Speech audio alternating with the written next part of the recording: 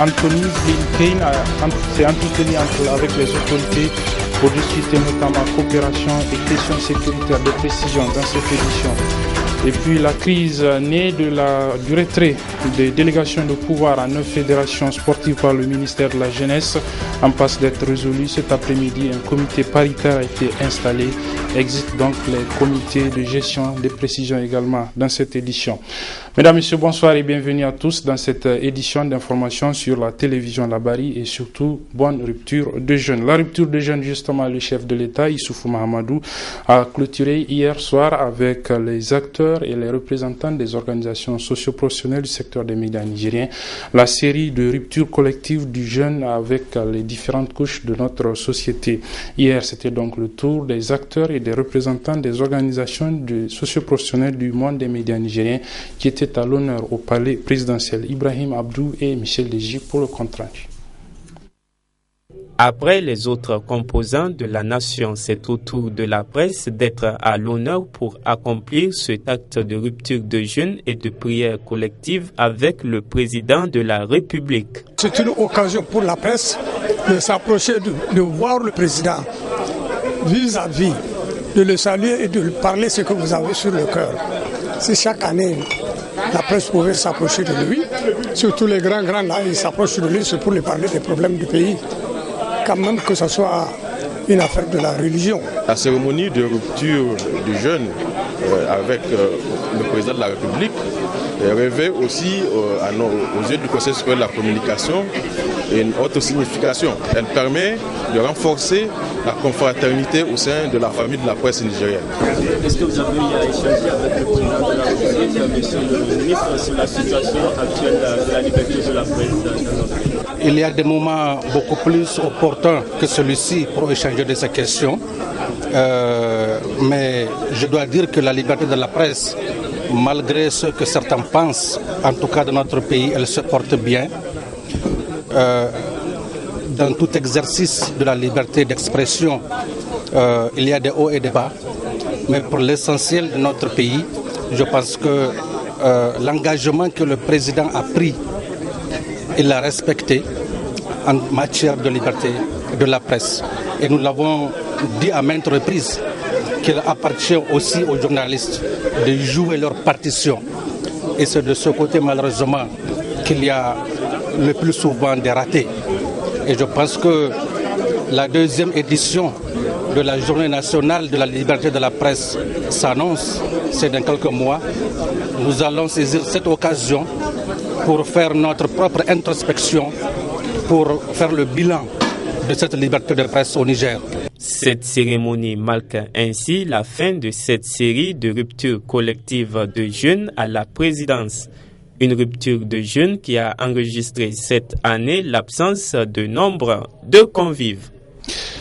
En tournée dans la sous-région ouest-africaine, le vice-secrétaire d'État américain Anthony Blinken était donc en visite dans notre pays. Au centre des discussions, la question de la coopération entre le Niger et les États-Unis d'Amérique, mais aussi les questions sécuritaires, notamment celle de la lutte contre le terrorisme en lien avec les attaques de la secte islamiste Boko Haram. Le résumé de la conférence de presse qui a marqué cette visite du vice-secrétaire d'État américain dans notre pays dans ce reportage. C'est une visite de quelques heures que Anthony Blinken a effectuée au Niger. Elle lui a permis tout de même d'échanger avec les autorités nigériennes, le président de la République en particulier, sur la coopération bilatérale, mais surtout sur les questions d'actualité que sont la lutte contre le terrorisme, en particulier contre la secte islamiste Boko Haram, l'action humanitaire, mais aussi la situation des milliers de réfugiés qui sont sur le territoire nigérien. Nous respectons et apprécions le leadership du Niger dans la région et l'engagement de ses forces de défense et de sécurité à faire face aux menaces nationales et régionales. Nous travaillons ensemble contre Boko Haram, nous travaillons ensemble pour la paix au Mali, nous travaillons ensemble pour un gouvernement d'accord national au Libye. Et nous sommes profondément reconnaissants au peuple du Niger pour sa générosité vis-à-vis plus de 150 000 réfugiés ressortissants de retour qui ont retrouvé au Niger un refuge contre la violence des terroristes tels que Al-Qaïda au Maghreb islamique et Boko Haram. En 2016, le Niger va organiser des élections générales. C'est aussi une préoccupation pour les États-Unis d'Amérique pour qu'elles soient les plus démocratiques possibles. Avec le président de la République, le vice-secrétaire d'État américain l'a évoqué aussi. Nous venons du Nigeria, où l'élection historique et la transition du pouvoir ont fait une grande impression dans la région, à travers le continent et en fait en travers le monde entier. Vos élections en 2016 représentent une autre occasion historique de renforcer votre transition démocratique. Mais ce n'est pas seulement la question du jour de l'élection qui compte, mais tous les jours qui mènent au scrutin. Et il faut effectivement, dès maintenant, établir un processus équitable et juste, caractérisé par l'inclusion et l'accès aux médias et au peuple. Là aussi, nous avons entendu de la part du président une grande conviction pour cette démarche et pour cette voie. Anthony Blinken était accompagné par des responsables du département de défense et du commandement des forces américaines pour l'Afrique, AFRICOM. Le lundi 6 juillet dernier a eu lieu à Bruxelles, en Belgique, la signature du programme indicatif régional qui s'inscrit dans le cadre du 11e FED, le Fonds européen de développement d'un montant d'1,150 milliard d'euros. Ce fonds permettra aux pays membres de l'espace CEDEAO et de l'UEMOA de financer des projets de développement, un appui donc de l'Union européenne pour faire face aux questions notamment de paix et de sécurité. Le résumé de la cérémonie de signature de ce programme avec Abdoulaye Tchemogo.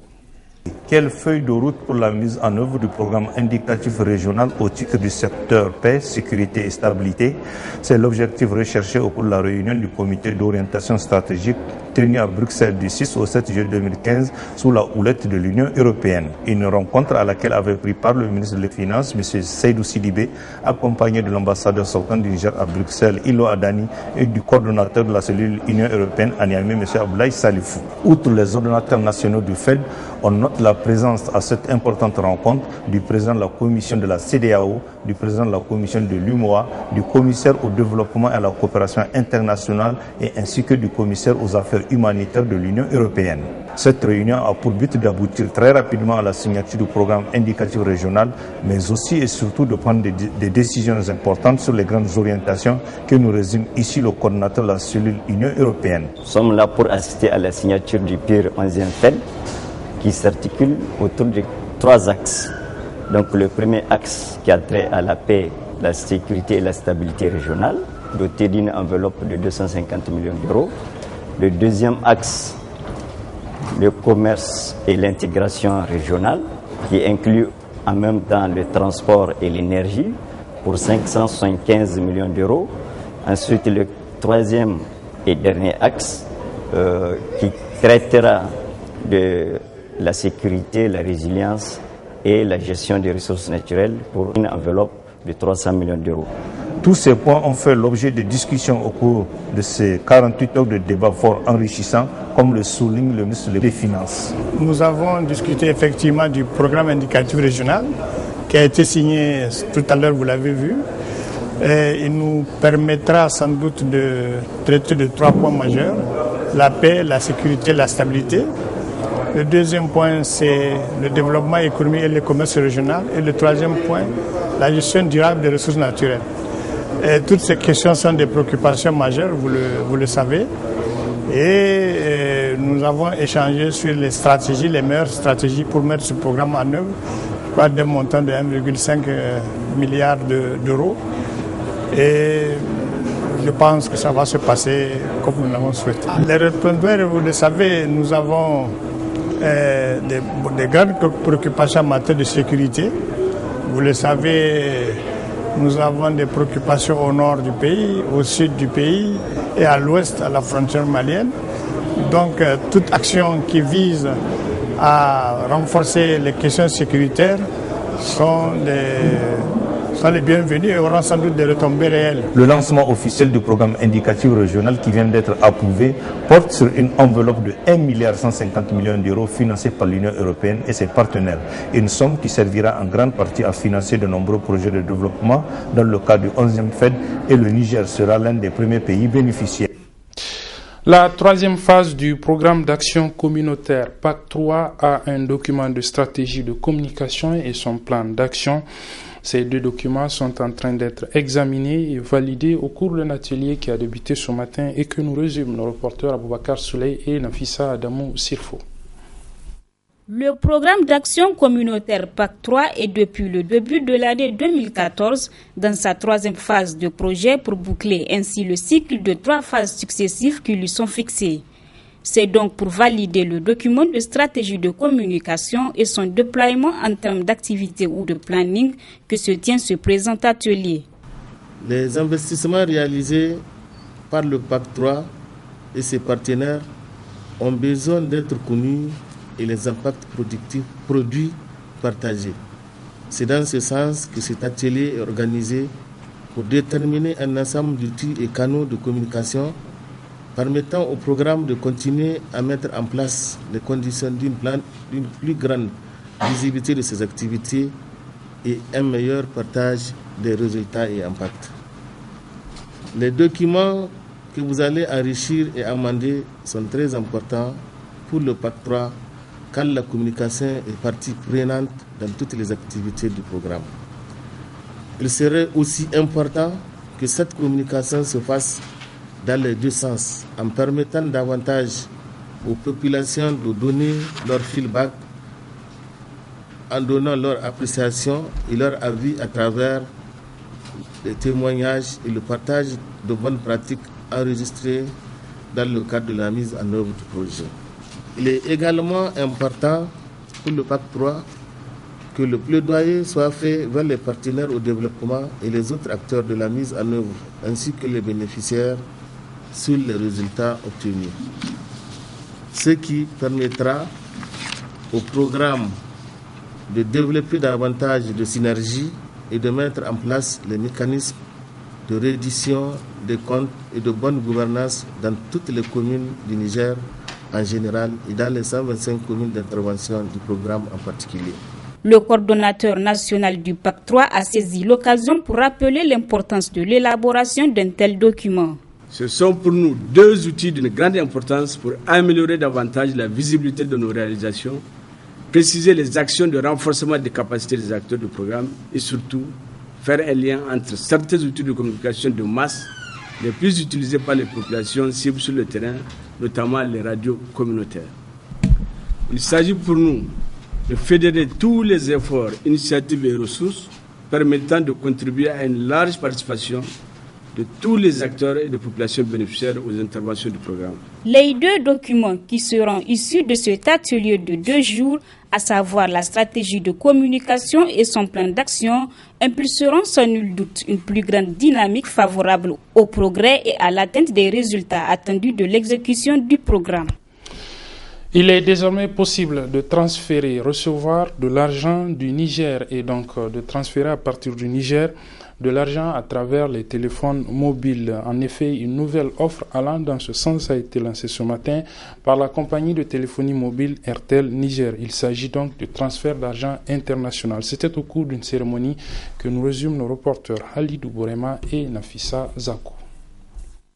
À travers cette conférence de presse, la compagnie de téléphonie mobile Airtel Niger lance officiellement un service de transfert d'argent transfrontalier pour ses clients Airtel Money au Niger.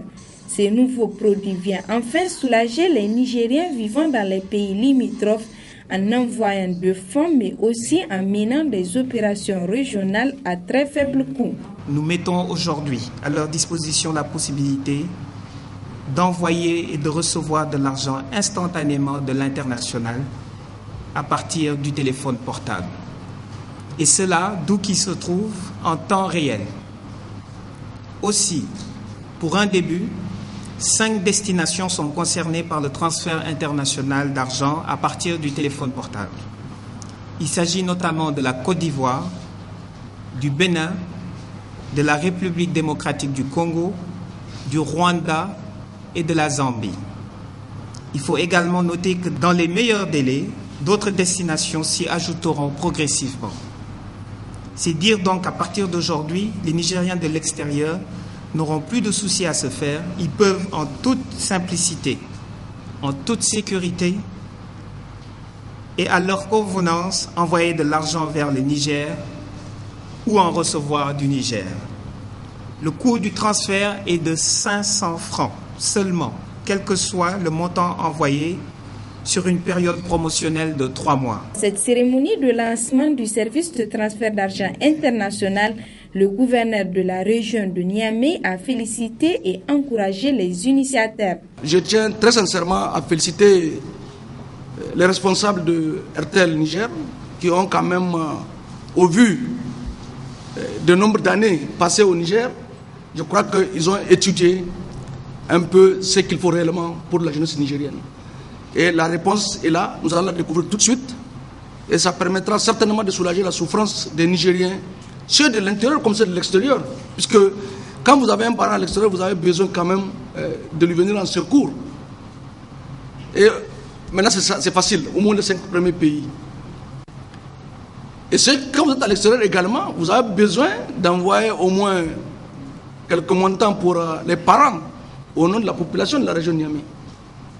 Et au nom des autorités de la République du Niger, je voudrais tout simplement vous dire encore merci et vous encourager à faire encore mieux pour que, au-delà des 5 pays identifiés actuellement, que vous puissiez couvrir l'ensemble des pays dans lesquels résident les Nigériens. Les abonnés d'RTL Niger ont eu droit à une projection des spots pour une campagne de communication afin de leur permettre de connaître davantage les mécanismes de ce nouveau produit. Refermons cette édition avec un de ses titres. Il s'agit de la mise en place d'un comité paritaire chargé de réfléchir et sortir donc de crise. La crise qui sévit au sein du ministère de la Jeunesse et des Sports depuis que le ministre a décidé de retirer la délégation de pouvoir à 9 fédérations. C'était en janvier dernier. Le comité a été donc installé cet après-midi et on ne parle désormais plus de ces comités de gestion mis en place juste après le retrait des dites délégations de pouvoir à ces 9 fédérations. La cérémonie a été présidée par le ministre de la Jeunesse et des Sports, Abdelkarim Damalam, comme nous le rapportent nos reporters Chebou Guisso et Ibrahim Abdou Tikiré. Il s'agit encore d'une nouvelle proposition de sortie de crise née du retrait de délégation de pouvoir à 9 fédérations sportives. L'instant solennel a été présidé par le ministre des Sports, très heureux d'être autour d'une table avec les différents protagonistes. Pour cette dernière chance de négociation, les différentes parties ont effectué des concessions de l'intérêt du sport nigérien, ce qui explique certainement la mise en place d'un comité paritaire présidé par le président du COSNI, Idé Isaka. C'est un honneur pour moi, vraiment, de prendre la parole aujourd'hui, au nom des membres du conseil exécutif du COSNI, des membres des fédérations sportives nationales, et à mon nom propre, à l'occasion de cette cérémonie solennelle, Monsieur le ministre, de lancement du comité paritaire ministère de la Jeunesse et des Sports, comité olympique et sportif national du Niger, que le comité olympique est le réceptacle de l'ensemble des fédérations sportives nationales. Ces missions sont consignées, mais l'une de ces missions est de collaborer sincèrement avec le ministère des Sports. Jusqu'au 1er août 2015, le comité paritaire présidé par le président du COSNI aura entre autres missions de parachever la mise en place des ligues, valider les candidatures et superviser l'ensemble des tâches relatives au déroulement des AG électifs des 9 fédérations sportives. Quoi qu'il en soit, cette dernière chance de sortie de crise doit amener l'ensemble des acteurs à mettre en avant l'intérêt général du sport nigérien au profit des intérêts égoïstes. Et c'est la fin de cette édition, mesdames et messieurs. Merci de l'avoir suivi. Les programmes se poursuivent sur la télévision Labari.